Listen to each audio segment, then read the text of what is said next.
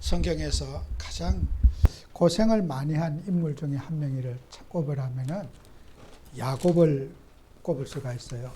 욥이 고생을 많이 했다고 하지만은 사실은 욥은 이렇게 굵고 짧게 얻어맞았어요. 근데 이 야곱은 인생을 오랫동안 오랜 세월을 아주 고생을 많이 한 그런 하나님의 사람이었어요. 그래서 우리가 참 욥이 고생을 많이 했다고 하지만은 그가 짧게 이렇게 얻어맞고 또 바로 회복이 됐기 때문에 야곱처럼 고생은 하지는 않았을 거예요.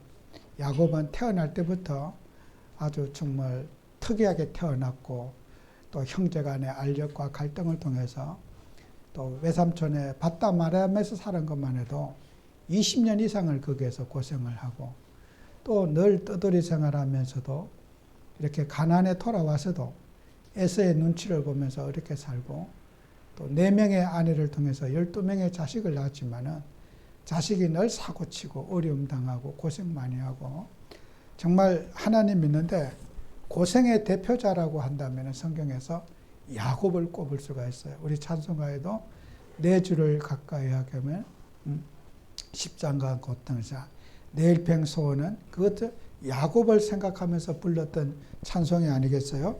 그래서 우리는 야곱은 그러나 인생의 마무리는 최고로 멋있게 한 사람이에요. 12명의 자식들을 한 명 한 명 불러다가 다 축복기도 하고 그 다음에 마지막에 인생의 유언까지 남기면서 내 부모가 내 조상이 죽은 아브라함의 그 애굽에 이제 출굽에 그들이 가나안에서 애굽에 와가지고 객지 생활하다가 결국 또 야곱이 애굽에서 임종을 맞이하지 않습니까? 근데 가나안 땅에는 어떻게 해요? 다 왔기 때문에 재산도 없고 땅도 없고 아무것도 없잖아요. 딱 한 가지 땅이 있어요. 가나안 땅에는 아브라함이 사놓은 매장지, 사라와 아브라함이 거기에 있는 소유가 있는 아브라함이 사놓은 매장지, 그거 하나만 이제 야곱 가문의 재산으로 남아 있는 거예요. 그러니까 야곱이 그 땅, 아브라함이 사놓은 그 땅, 거기에 내 유고를 가지고 가고 시신을 장례식하고 또 요셉도 죽으면서 내 자식, 내 유언을 하면서 내 유고를 내 조상이 있는 가나안 땅에 그 헤브론이라는 굴에다가 헷속 속에 산 아브라함이 산 그 소유지에다 묻어달라고 유언을 하게 되죠. 그렇게 아브라함과 그의 가족들과 자손들이 육신적으로는 정말 망해도 철저하게 망하고 유일한 재산은 매장지 하나뿐이 없어요.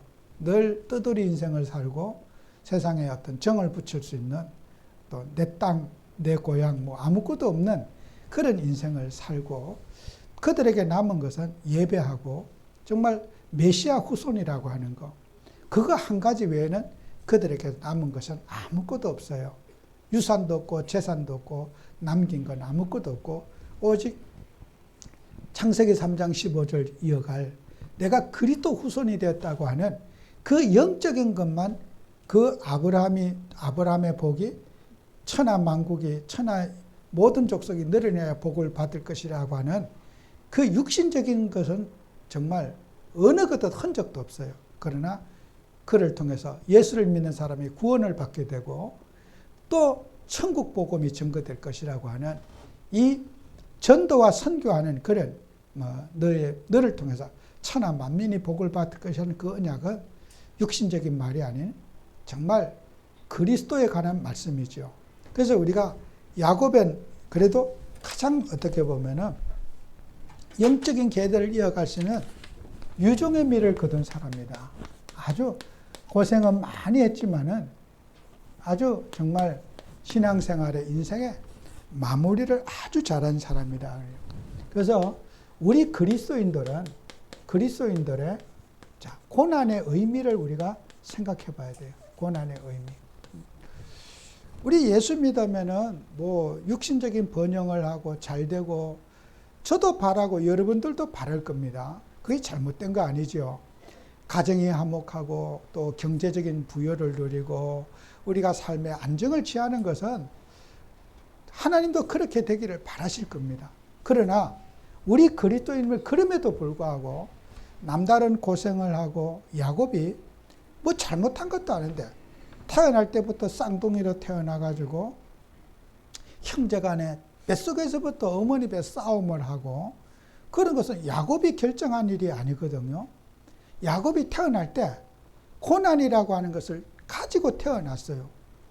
야곱이 뭘 잘못해서 쌍둥이로 태어난 것도 아니고 형제간의 알력을 통해서 뭐 장자권을 받고 감정을 사는 것도 야곱의 또 부모님이 이삭과 리브가가 또 편애를 하면서 그 아무것도 아닌 장자권 하나님이 알아서 다 알아서 하실 텐데 부모가 또 패싸움을 하게 되고 부모가 또 한 자식을 이뻐하고 한 자식 이게 하나님 믿으면서 그 갈등할 일이 아니잖아요. 싸울 일이 아닌데 싸울 일을 만들어 가는 거잖아요. 중요하지 않잖아요. 장자권은 하나님이 주시는 거지. 그 메시아 언약의 장자권은 하나님이 정해놓고 주시는 거지. 그게 형제간에 죽을 일입니까? 하나도 갈등할 일이 아니에요.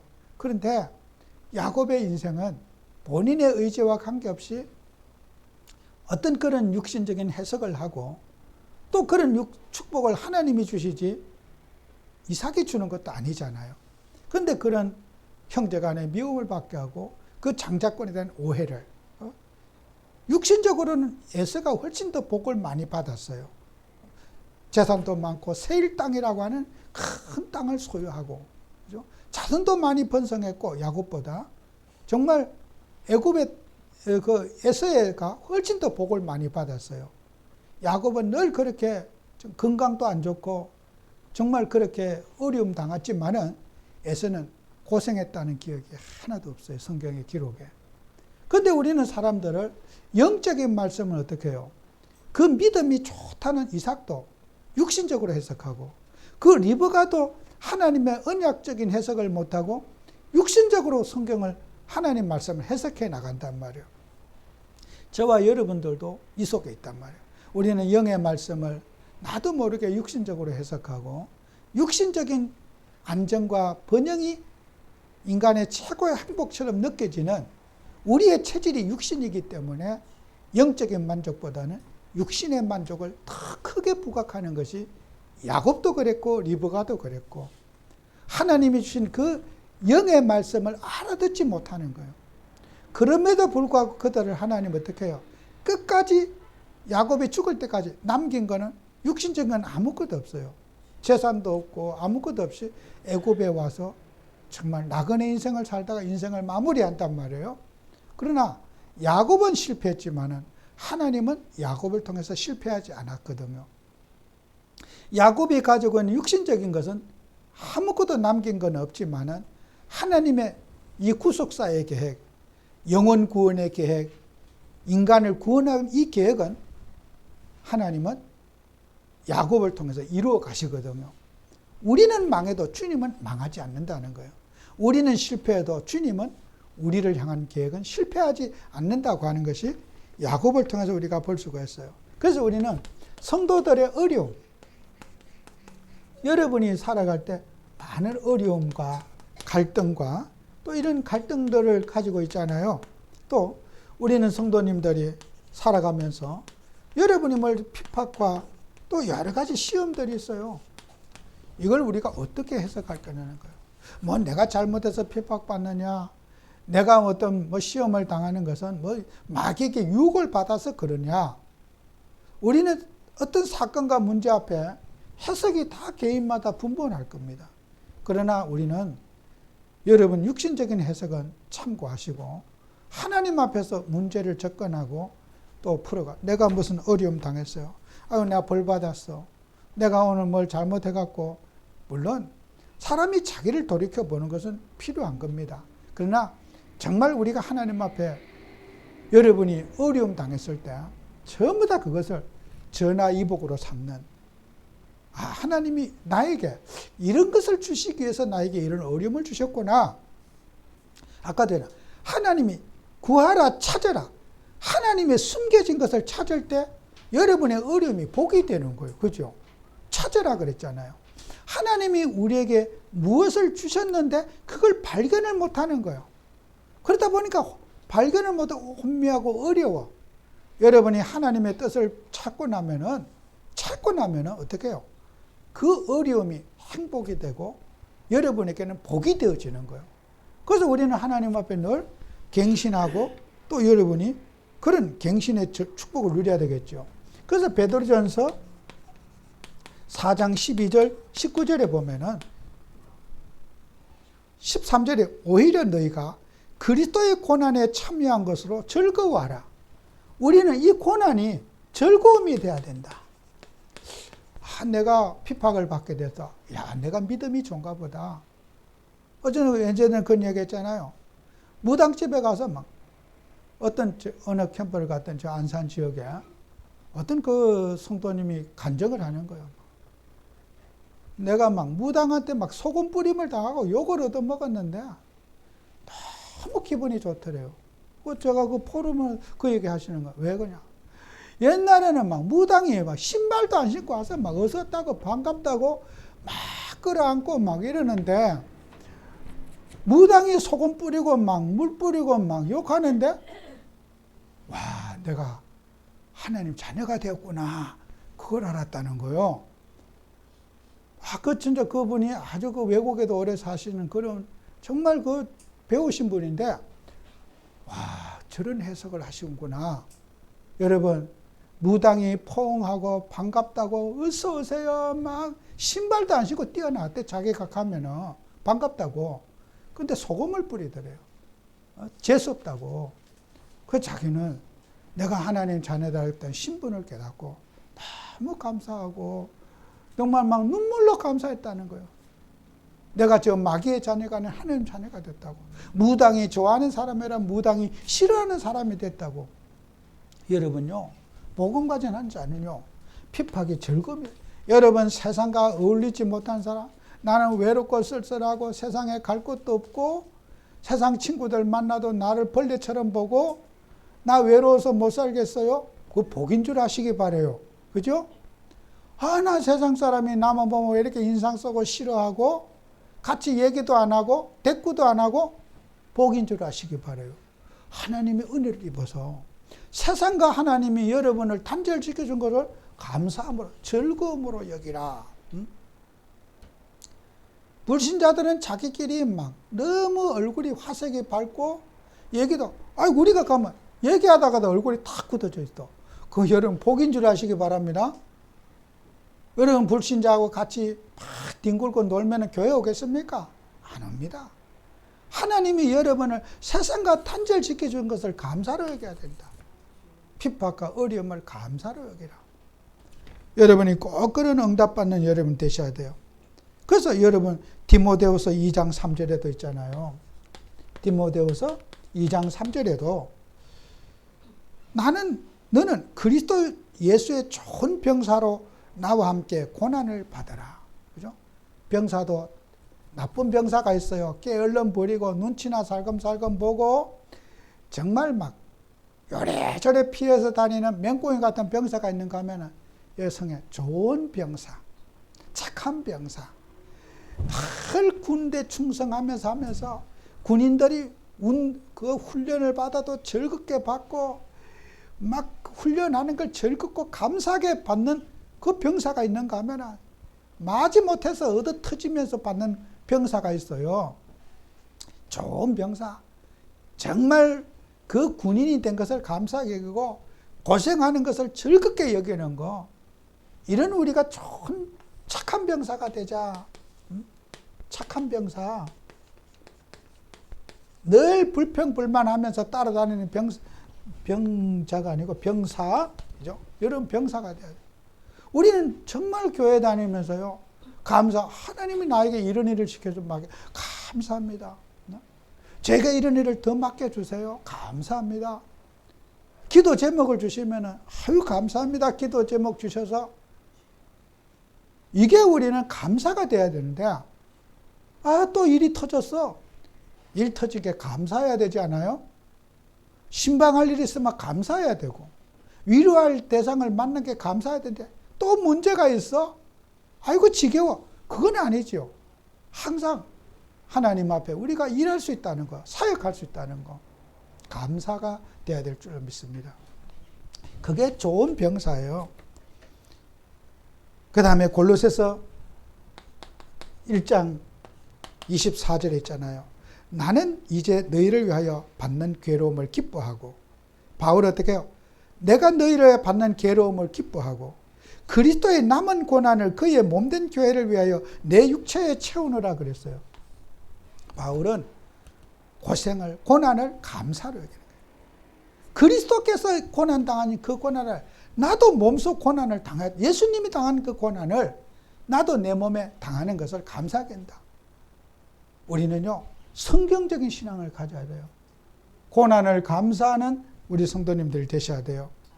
그리고 한 가지만 더 보겠어요. 빌립보서 1장 29절에는 뭐라고 되냐?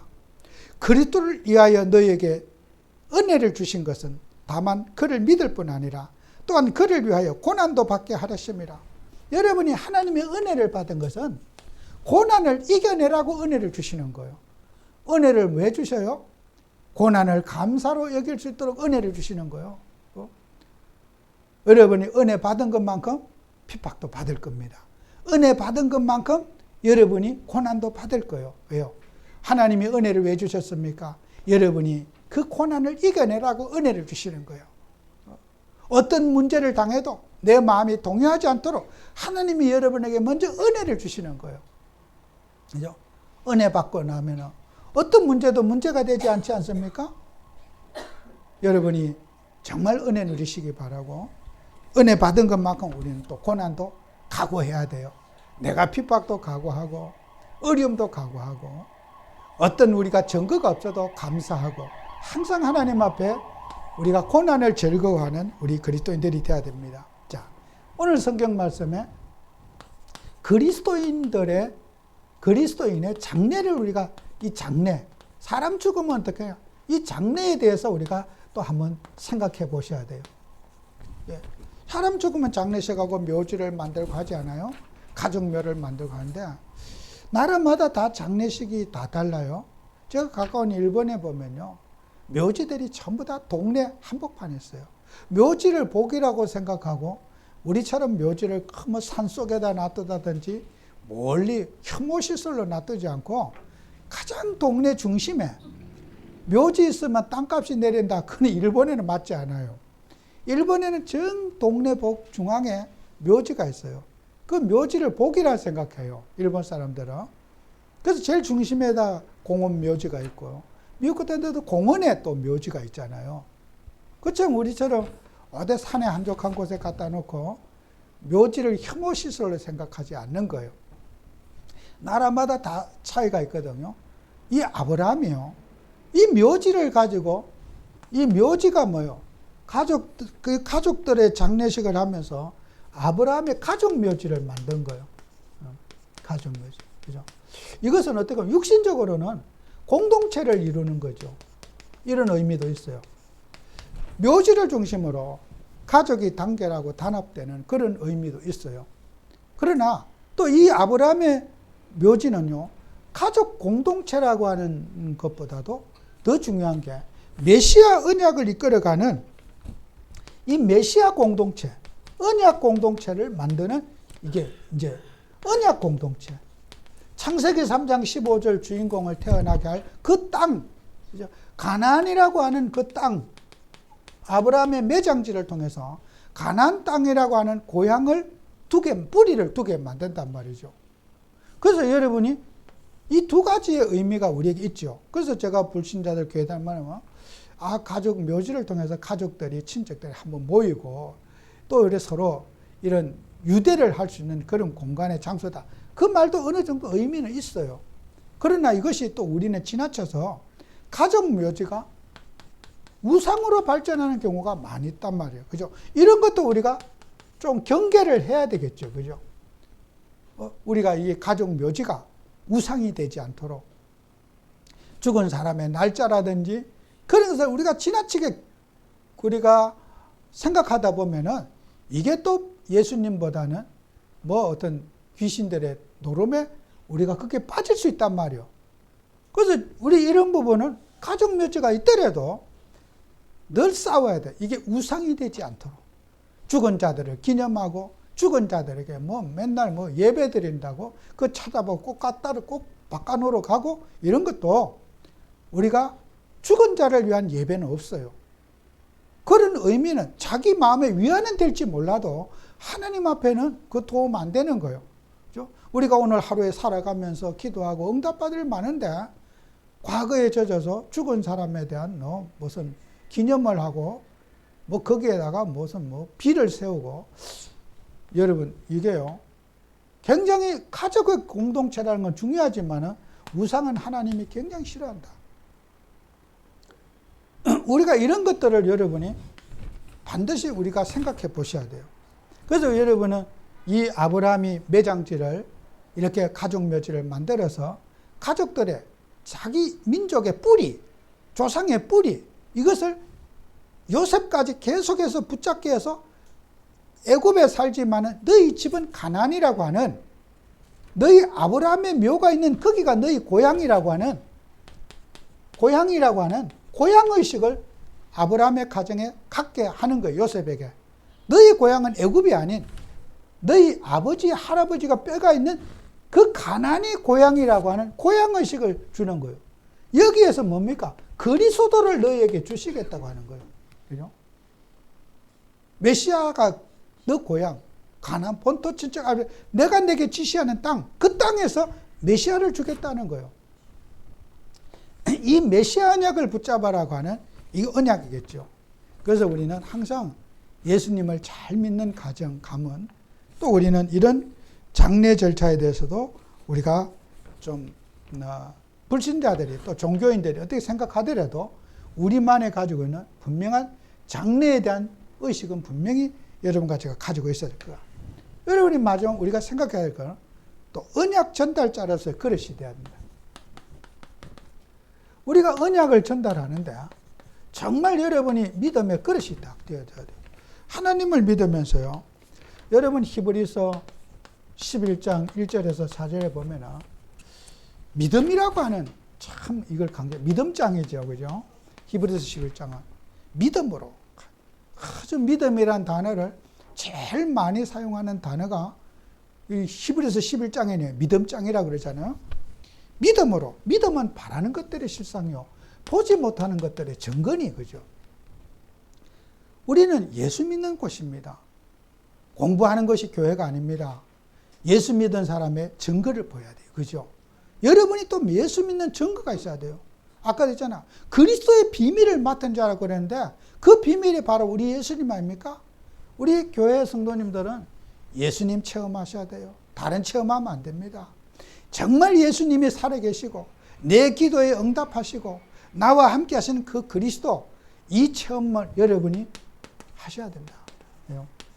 이 체험을 한 사람이 히브리서 11장에 전체에 다 있잖아요. 믿음으로 아벨은 그죠? 아벨이 체험한 그 그리스도 그죠? 체험. 내가 예수를 믿어 체험해서 그들이 선진들이 있어. 이 믿음을 체험해갖고 증거를 누렸다. 쭉 그게 뭐 아브라함 뭐 전체가 다 나오잖아요. 그래서 우리가 예수님을 체험하는 가장 첫 번째 방법은 예배 생활이었습니다. 예배의 삶을 여러분이 어떤 곳에서도 우리 예수님을 예배하는 예배철. 여러분이 정말 건강이 안 좋아서 오늘도 우리 윤 집사님 정말 이렇게 저도 얼마나 교회에 나오실지 또 합병증도 있고 그러나 본인이 너무 교회를 다니고 싶어 해요. 막 기어서라도 교회를 나가고 싶어 하는 거예요. 이렇게 살다 죽으면 뭐 하냐는 거예요. 내가 교회 가다가 죽고 싶다는 거예요. 저도 얼마나 몇 주를 더 나오실지 저는 모르겠어요. 오늘도 내가 아이고 가족들 전화번호를 안 따놔가지고 뭔 일이 생기면은 장례식이라도 해드리고 해야 되는데 연락이라도 해야 되는데 남편은 지금 또 암으로 요양원에 가서 지금 있고 시한부 뭐 얼마 사신다는 게 모르고 자식들이라도 미리 만나보고 해야 될 텐데 여러분요 살아 숨쉬는 동안에 예배 드리다가 천국 가시기 바래요. 그죠? 뭐 교회 일하려고 오는 거 아니에요.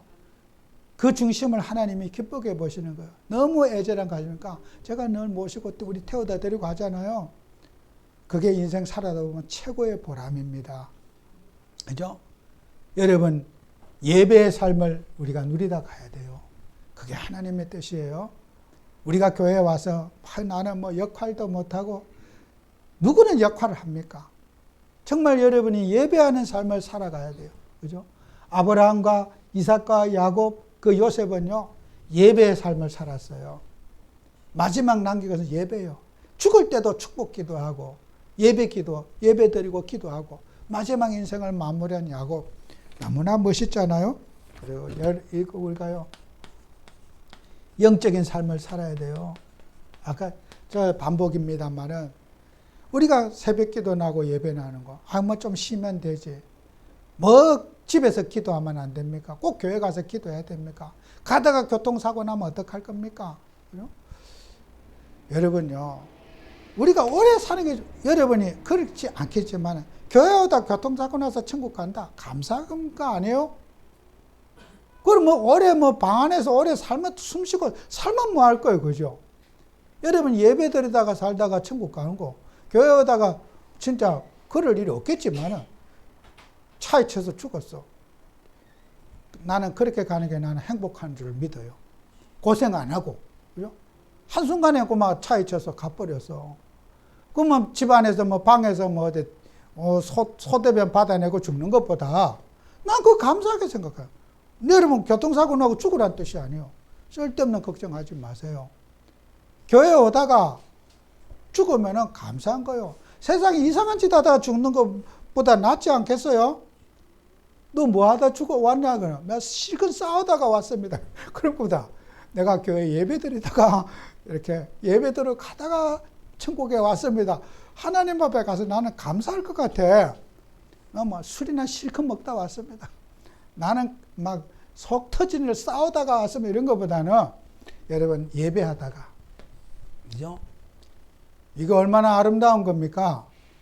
복음을 체험하지, 하나님을 체험하지 못한 사람은 예배가 고통인 줄 알아요. 이만큼 교회 가졌으면 됐지. 80이 넘은 노인을 그렇게 부려먹고 싶으냐? 그게 어떻게 고생입니까? 여러분 생각해 봐요. 정말 기도해 줘야 될 대상 아닙니까? 예수님을 경험하지 못한 사람은 교회 70년, 80년 가졌으면 됐지. 이제 더 안 가져도 된다 이거요.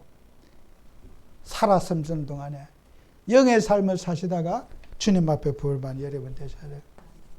선진들을 믿어서 정인의 삶을 살아야 돼요. 예수님이 살아계시다는 것을 후손들에게 보여줘야 돼요. 어떤 어려움과 문제 속에서도 예배하고 기도할 때 어려움 당하면 예배하고 기도하면 다 되더라. 이걸 우리 후대에게 야곱처럼 여러분이 유언으로 남기셔야 돼요. 우리 후대들이, 우리 엄마 아버지는 어떤 어려움 속에도 기도하고 기도로 극복하고 예배로 극복하더라. 우리도 항상 예배하고 기도하면서 문제가 생길 때 우리는 그렇게 극복하고 살아가야 된다. 이걸 여러분이 영적 유산으로 남기는 인생의 유정의 미를 거두는 여러분 꼭 되시길 바랍니다. 최고의 야곱은 인생의 축복을 누리고 살아왔어요. 야곱은 고생을 제일 많이 한 사람이지만은 최고의 인생의 마무리를 한 사람이, 이렇게 자녀들 다 모아놓고 그 말 안 듣는 자식들 축복기도 다 하고 정말 하나님 말씀 다 전달하고 한 명 한 명 이렇게 죽은 사람 어디 있습니까 성경에? 이 많은 사고 뭉치들 자식들을 예배의 삶으로 기도의 삶으로 마지막 무릎 딱 꿇혀놓고 기도 다 해주고 이렇게 천국 간 사람은요 야곱이 유일해요. 그죠? 그렇게 말썽쟁이 자식들을 믿음으로 다 그렇게 이끌고 하나님 앞에 간 야곱, 존경해서 충분히 존경받을 믿음의 정말 선진들인 게 확실합니다. 승리하는 여러분 되시길 바랍니다. 기도합니다. 주님, 우리 사랑하는 성도를 축복하셔서 정말 우리는 영적인 유산을 남기고 믿음의 유산을 남길 수 있는 증인들이 되게 해 주옵소서. 예수님 이름으로 기도합니다. 아멘.